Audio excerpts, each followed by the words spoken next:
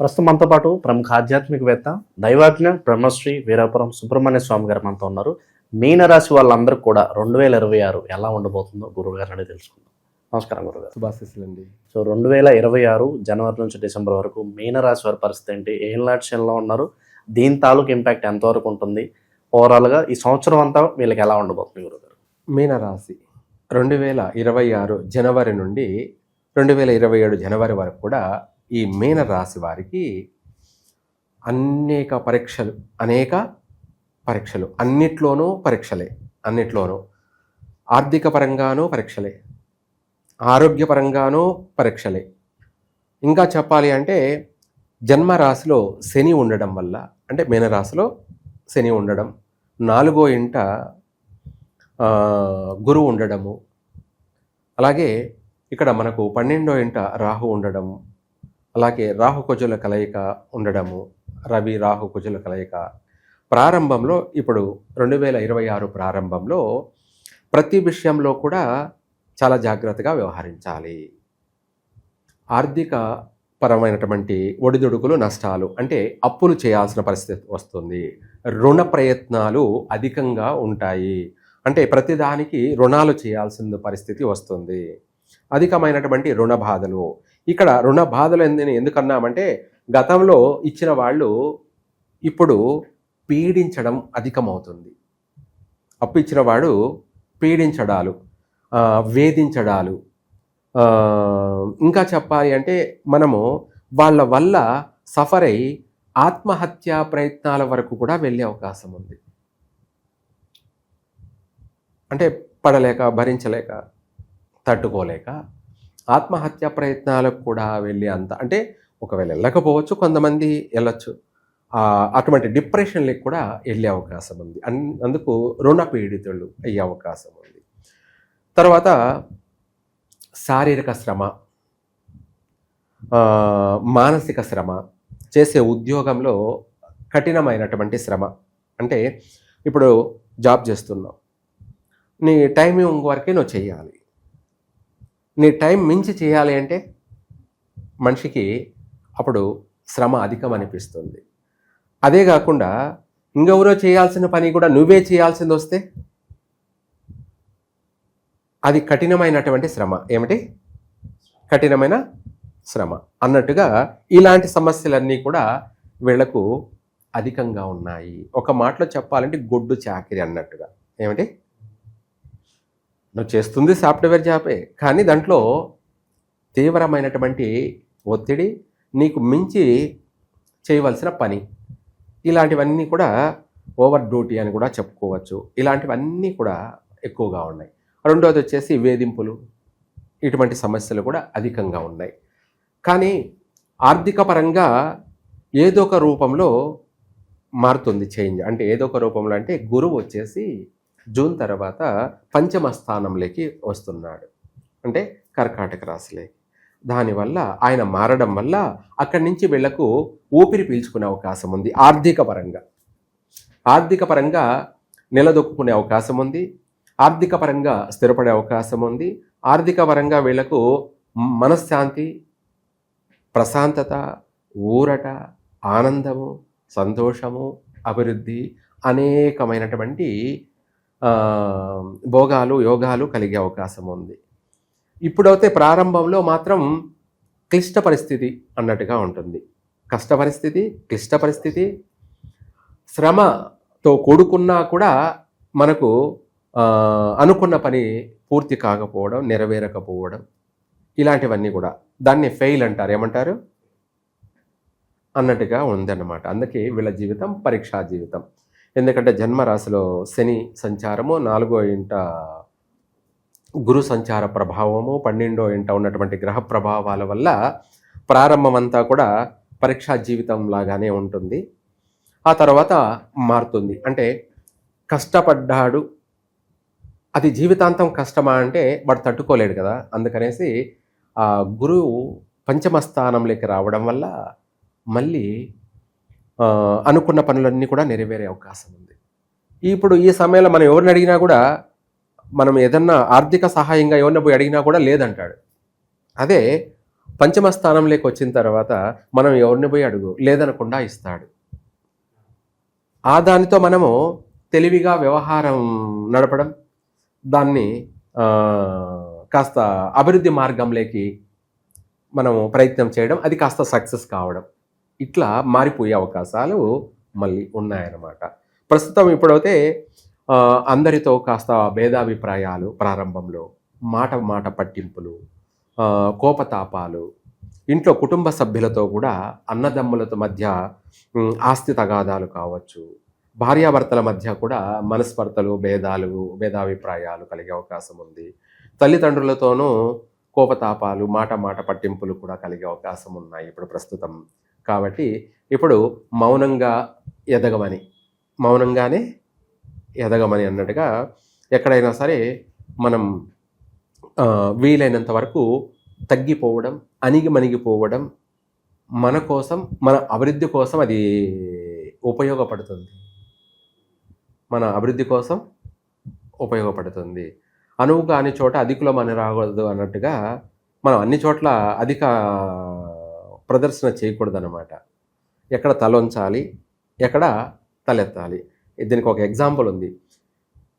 గుడికి వెళ్ళేటప్పుడు సింహద్వారం తక్కువ ఉంటుంది గర్భగుడికి. ఎందుకు అంటే ఆటోమేటిక్గా మనము మన స్వామివారికి తల దించి వెళ్ళడం అంటే నమస్కరించే వెళ్తున్నామన్నమాట.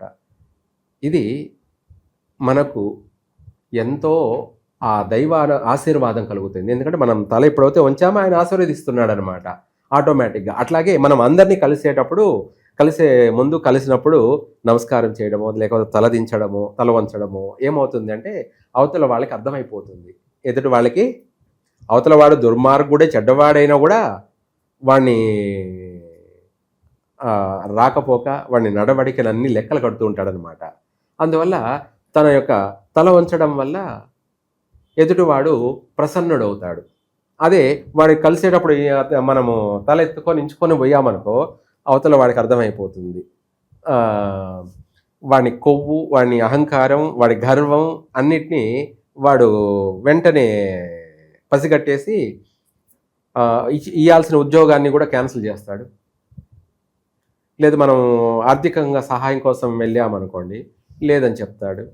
ఇట్లా అనేక విషయాలలో కూడా ప్రస్తుతం ఆటంకాలు, అవరోధాలు అనువనువున పొంచి ఉన్నాయి. కాబట్టి ఈ రాశి వాళ్ళు వీలైనంత వరకు కూడా కాలం కలిసి రాలేదు కాబట్టి మౌనంగానో లేదా అందరికీ తల వంచిపోవడం తప్పేమీ లేదు. బ్రతక నేర్చిన వాడు తప్పకుండా ఇలాంటి పనులు చేస్తాడు. దాని టైం వచ్చినప్పుడు అప్పుడు తన ఏంటో నిరూపించుకుంటాడు. అది ఉత్తమమైన జీవన విధానం అన్నట్టుగా ఈ రాశి వాళ్ళు ఇప్పుడు ఇవి ఆచరించాలి, పాటించాలి. తర్వాత మనం ఆటోమేటిక్గా చెప్పుకున్నాం కాబట్టి గురువు స్థాన చలనం అంటే పంచమ స్థానం కర్కాటక రాశిలోకి వస్తున్నాడు కాబట్టి మళ్ళీ అన్ని విధాలా కూడా ఆర్థిక పరంగా కలిసి వస్తుంది. ఆ తర్వాత విదేశీయాన యోగం ప్రయత్నం కలిసి వస్తుంది. ఇప్పుడు ప్రారంభంలో చేయడం నష్టమే జరుగుతుంది. విదేశాలకు వెళ్ళాలి అనుకునే వాళ్ళు ప్రయత్నం చేయొద్దు. వెళ్ళినా కూడా అక్కడ స్థిరపడలేరు. ఇప్పుడు ఈ సమయంలో జూన్ వరకు కూడా జూలై తర్వాతనే వీళ్లకు యోగం స్టార్ట్ అవుతుంది. అప్పుడు ప్రయత్నం చేస్తే వెంటనే నెరవేరుతుంది. అక్కడ వెళ్ళినా కూడా అక్కడ స్థిరపడగలుగుతారు. అక్కడ ఆర్థిక పరంగా కూడా అభివృద్ధి చెందగలుగుతారు. అక్కడైనా సరే, ఇక్కడైనా సరే, స్వస్థానంలో అయినా, స్వదేశంలో అయినా, ప్రదేశాల్లోనైనా కూడా ఆర్థిక పరంగా ఆ తర్వాతనే వీళ్ళు నిలదొక్కుంటారు. సమయానుకూలంగా చేతికి అందుతూ ఉంటాయి. అనుకున్న పనిని కంటిన్యూ నడిపించగలుగుతారు. అలాగే కుటుంబంలో కూడా మళ్ళీ ఆ మాట పట్టింపులన్నీ కూడా వైదొలిగిపోతాయి. మళ్ళీ సహాయ సహకారాలు కూడా అందుతాయి. భార్యాభర్తల మధ్య కూడా మనస్పర్ధలు తొలగిపోయి ఈ కొద్ది రోజులు ఎడబాటు జరిగినా మళ్ళీ కలుసుకుంటారు. అలాగే కుటుంబ వ్యక్తుల ద్వారా మళ్ళీ ఏదో ఒక రూపంలో ధన సహాయం కూడా అందే అవకాశం ఉంది. మాట సహాయం అందే అవకాశం ఉంది. ధన సహాయం అందే కూడా అవకాశం ఉంది. ఇలాంటివన్నీ కూడా మళ్ళీ అవకాశాలు ఉన్నాయి. కాబట్టి ఈ యొక్క మీనరాశి వాళ్ళు కొన్ని విషయాలలో కఠినమైనటువంటి నడవడిక తప్పదు. ఆర్థిక పరంగా కూడా దుబారా ఖర్చులు, అధికమైన అనవసరమైనటువంటి ఖర్చులు ఇలాంటివన్నీ కూడా కొంచెం మానుకోవాలి. కొన్ని విందులు వినోదాలకు వేచించాల్సిన ఖర్చు వాటి చేయకపోవడం కూడా మంచిదే. ఎందుకంటే ధన వృధా చేయడం కన్నా కూడా కొంత అవసరాన్ని నిమిత్తం మనము ఖర్చు చేసుకోవడం ఇవి అనేది ఆచరించాలి. మనం ఇది చేయలేదు అది చేయలేదు అని బాధపడాల్సిన అవసరం లేదు. ఆటోమేటిక్గా అవి మళ్ళీ జరుగుతాయి. ఎప్పుడు ఒకలాగా జీవితం ఉండదన్నమాట. ఎప్పుడు ఒకేలాగా ఉండదు. పగలు అనేది ఉంది, పగలైపోగానే రాత్రి అనేది కూడా, చీకటి అనేది కూడా ఉంది. అట్లాగే ఈ ప్రారంభంలో మీనరాశి వారికి చీకటి జీవితం, అదే శని యొక్క ప్రభావం వల్ల చీకటి జీవితం. మళ్ళీ తెల్లారుతుంది అంటే జూన్ జూలై తర్వాత వీళ్ళ జీవితం వెలుగు ఎలాగో అలాగే వీళ్ళ జీవితానికి అనుకున్న పని ప్రతిదీ కూడా నెరవేరుతుంది. అందరూ సహకరిస్తారు. ఉద్యోగాలలో కూడా ఆ తర్వాత ఉద్యోగాల అవకాశాలు కూడా వస్తాయి. కొత్త నూతన వ్యాపారాలు ప్రారంభం చేస్తారు. మంచి మంచి ఉన్నత ఉద్యోగాల్లో కూడా మళ్ళీ ప్రవేశిస్తారు, స్థిరపడతారు. ఆ చేసే ఉద్యోగాల్లో కూడా వీళ్ళకు గుర్తింపు లభిస్తుంది చక్కగా. వ్యాపార లావాదేవీలు, బ్యాంకు ట్రాన్సాక్షన్లు కావచ్చు, అలాగే వ్యవసాయ రంగంలో కావచ్చు, బాగా కలిసి వస్తుంది. ఈ వ్యవసాయ రంగంలో ఉన్న వాళ్ళకి ఆర్థిక పరంగా ఏదో ఒక రూపంలో బాగా మంచి లాభాల బాటలో కొనసాగుతారు. ఇలాంటివన్నీ కూడా చక్కగా కలిసి వస్తుంది మీనరాశి వారికి. ప్రజెంట్లీ ప్రారంభంలో మాత్రం దైవమే దిక్కు. ఏమిటి? దేవుడే దిక్కు. కాబట్టి ఇప్పుడు ఈ ప్రారంభ సమయంలో మీనరాశి వాళ్ళు కూడా జన్మరాశిలో శని ప్రభావం వల్ల ప్రమాదాలు, ప్రాణహాని, మానహాని, ఏమిటి? ప్రాణహాని, మానహాని అనేది ఇటువంటి అనేక సమస్యలు ఉన్నాయి. కాబట్టి వాటిని చూసి భయపడాల్సిన అవసరం లేదు. అది దైవ దర్శనం వల్ల ఆ సమస్య నుంచి మనం బయటపడుతూ ఉంటాం. అందుకనేసి ఇప్పుడు ప్రస్తుతం జూలై వరకు కూడా వీళ్ళు ప్రతిరోజు ప్రతినిత్యం కూడా దేవుణ్ణి దర్శనం చేసుకోండి, గంట వాయించండి. అంటే ఆయనకు మనం మెసేజ్ పంపిస్తున్న భగవంతుడికి గంట ద్వారా, గంటం అనే శబ్దం ద్వారా ఆయనకు మన కోరిక అనే మెసేజ్ని పంపిస్తున్నాము. అలాగే తీర్థప్రసాద హారతి తీసుకోండి. అక్కడ ఒక 5 నిమిషాలు గుడిలో ప్రశాంతంగా గడపండి. ఆ తర్వాత ఎవరు కార్యక్రమాలు వాళ్ళు వెళ్ళండి. దానివల్ల మనకు కాస్త ప్రతి సమస్య నుంచి బయటపడతాము. రాబోయే ఉపద్రవాలు, ప్రమాదాలు, ప్రాణ నష్టాలు, మాన నష్టాలు, వీటన్నిటి నుంచి కూడా తప్పించుకు తిరుగువాడు ధన్యుడు సుమి అన్నట్టుగా అన్నిటి నుంచి మనము చక్కగా విజయాన్ని పొందుతాము, ఆనందాన్ని కలగచేస్తుంది. ఆ తర్వాత ఆటోమేటిక్గా కూడా ఆర్థిక పరంగా సహాయ సహకారాలు లేదా ఉన్న ఫలానా ఆర్థిక రూపేణ కలిసి రావడాలు అన్నీ కూడా బాగున్నాయి. మీనరాశి వారికి మొత్తం మీద ఓవరాల్గా మొదట ప్రారంభంలో అడుగడుగున పరీక్షా జీవితం, ఆటంకాలు, ఆ తర్వాత వాటన్నిటి నుంచి కూడా బయటపడతారు, కలిసి వస్తుంది. అలాగే ఇంకా కూడా మనం ఇందాక చెప్పుకున్నట్టుగా ఈ సమస్యల నుంచి బయటపడడానికి జపాలు, హోమాలు, మృత్యుంజయ హోమాలు, జపాలు, అభిషేకాలు ఇటువంటివైనా జరిపించడం వల్ల వాళ్ళ కుటుంబాలు, వాళ్ళ వ్యక్తిగత జీవితాలు బాగుపడతాయి. వీళ్ళు చేయడం వల్ల దేశమంతా, ప్రపంచమంతా కూడా రాబోయే ఉపద్రవాలు వీటి నుంచి కూడా చాలా వరకు బయటపడతాము. మీ పర్సనల్గా చేసుకోవడమే కాకుండా మీరు చేయడం వల్ల దేశానికి సంబంధించిన వ్యవహారాలలో కూడా రాబోయే ఉపద్రవాలు, పెద్ద పెద్ద భయంకరమైనటువంటి సమస్యలన్నీ కూడా సునాయాసంగా తొలగిపోతాయి. మీరు బాగుంటారు, దేశమంతా బాగుంటుంది, అందరూ బాగుంటారు. సర్వే జన సుఖినో భవంతు. అందరూ బాగుండాలి, అందులో మనం కూడా ఉండాలి. గురుగారు, ఓవరాల్గా మీనరాశి వారి పరిస్థితి 2026 ఎలా ఉండబోతుంది అద్భుతంగా వివరించారు. ధన్యవాదాలు గురుగారు.